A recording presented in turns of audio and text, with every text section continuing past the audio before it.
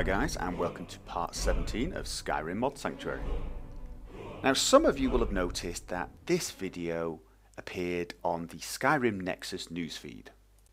And this will be a regular thing as I post my mod review series, my bug fix videos, tutorial videos, etc. as news articles to get them out to a wider audience, to basically give people another avenue for getting the information about what is going on in the modding world.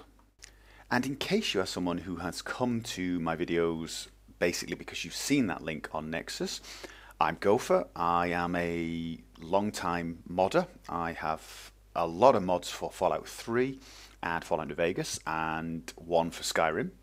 I'm currently working on a couple of other mods for Skyrim. And about 6 months ago, I started to make modding videos.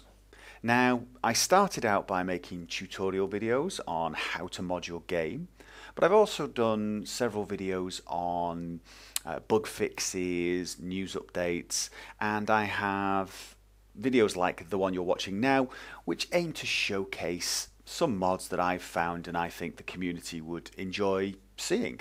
I generally make these videos not just to inform you about the mods that are out there, but perhaps cover any difficulties you might encounter using the mods, installing them, etc.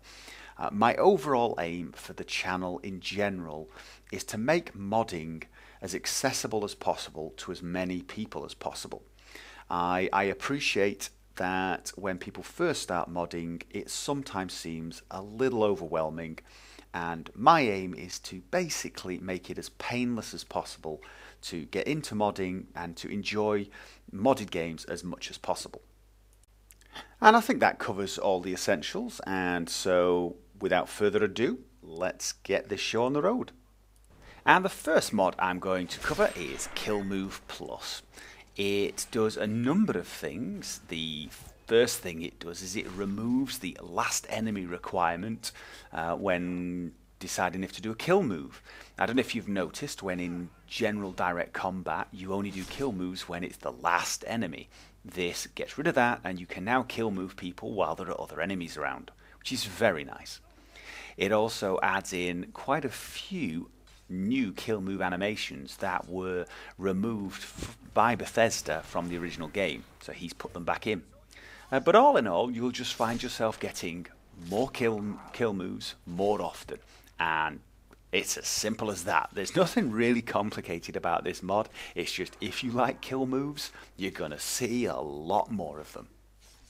Now the next mod is a little gem.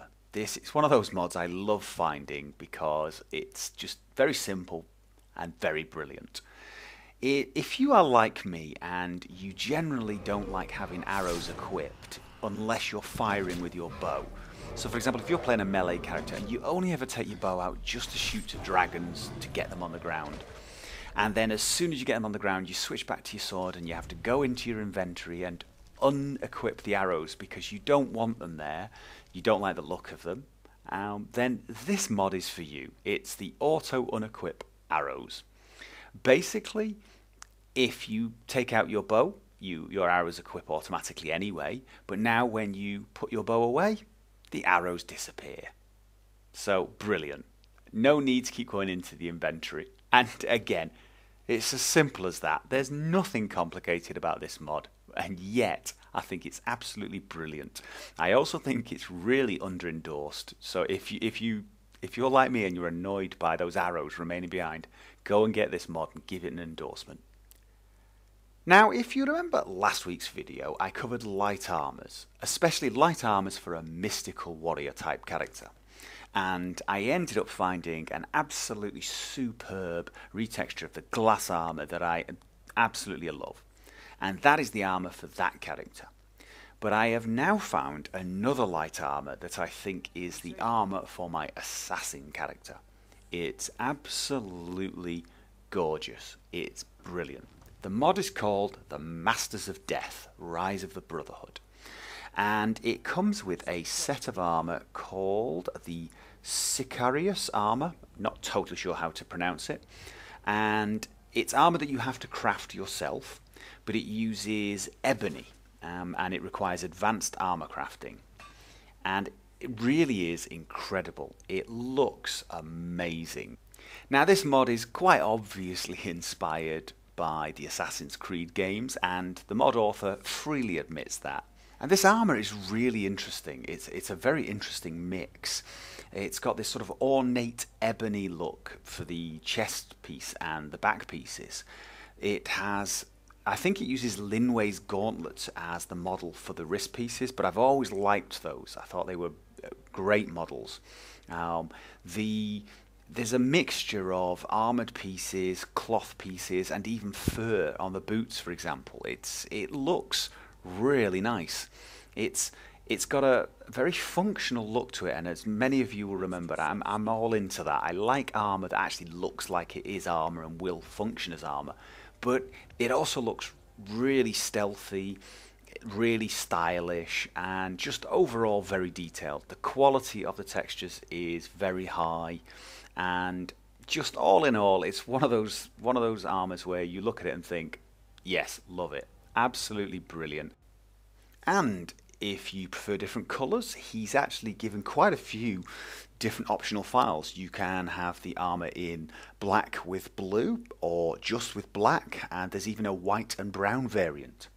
But the armour also replaces the Dark Brotherhood's shrouded armour with a sort of black and red version of this armour, and it looks really nice. The Brotherhood armour, actually, the vanilla stuff, I actually never really liked very much. I always thought it looked a bit, I don't know, a bit goofy, to be honest.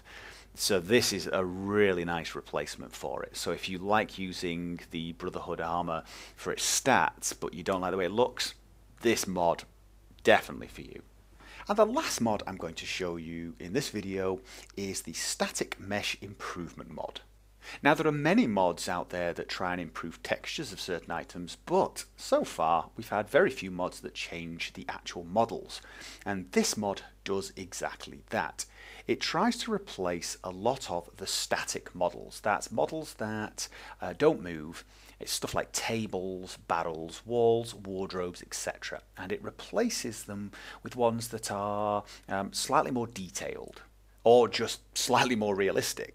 I mean, if you take a look at the chain in this shot, this is the vanilla chain, and you can probably see the discs just look like flat discs, which is not very realistic. And this mod changes them to these beautiful, thick, metallic-looking links. But it also fixes a lot of mesh problems. So, for example, several of the meshes seem to have the textures applied to them incorrectly, especially in rocks. It looks like the textures have been stretched. This mod fixes them, and loads of little problems like that.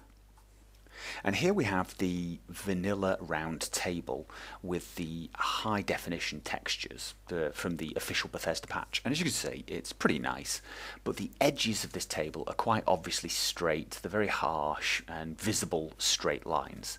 But the texture itself is kind of interesting. Now this is the texture from the Skyrim HD 2K mod. Now the shape of the table is identical, as you can see, and the texture is noticeably higher quality, although in the defense of the Bethesda official texture, the official texture does actually have more sort of stains, more dirt on it, slightly more realistic. And here we have the SMIM version. As you can see, the texture is very high quality and is actually quite interesting. It's got a little bit more character to it, I think. But the thing you really should notice is the edge of the table. It's noticeably more rounded. It looks like the edges are far more realistic. So this is a major improvement when you look at the details. And with a lot of the vanilla textures and meshes, you see very clearly defined edges, very harsh, straight edges. And that's even true with the high definition mods. But with this mesh mod, as you can see, the edges look a lot softer and a lot more realistic. Very, very few seams are visible. But by far my favourite thing in this mod is the barrel replacer, because not only has he made it look a slightly nicer model, he's also made the lid animate when you open it, which is pretty cool. And actually the mod author made his own video showing the barrels, which is pretty amusing. He's done a few amusing voices in it, and it's definitely worth a giggle. Let's check this barrel out. Now, installing all these mods is dead easy using the Nexus Mod Manager. The only thing worthy of mention is in the Masters of Death mod. Basically, when I installed the optional textures, Nexus Mod Manager gave me this little warning telling me that a different version has been detected. It says the installed version is 2.1 and the new version is 2.1. Should I upgrade? Basically what it's doing here is it's saying, hey, you've already got 2.1 installed, why are you installing another 2.1? It doesn't realize that this is an optional file. This is probably a Nexus Mod Manager problem. So be aware of that. If you're going to install the optional, you want to select no so that it installs the mod normally. And then yes to all. And that's it. So for example, now I've got the Masters of Death mod installed with the optional black and blue variant. It's not that hard really. And that's it for this video. As always, I hope it was useful and I hope you enjoyed it. If you are new to my channel, feel free to click on the video itself and go to my YouTube channel and subscribe. That way you will find out about all of my videos, not just the ones I link in Nexus. And if you enjoyed this video, feel free to like it. I always appreciate that. And until next time, have fun.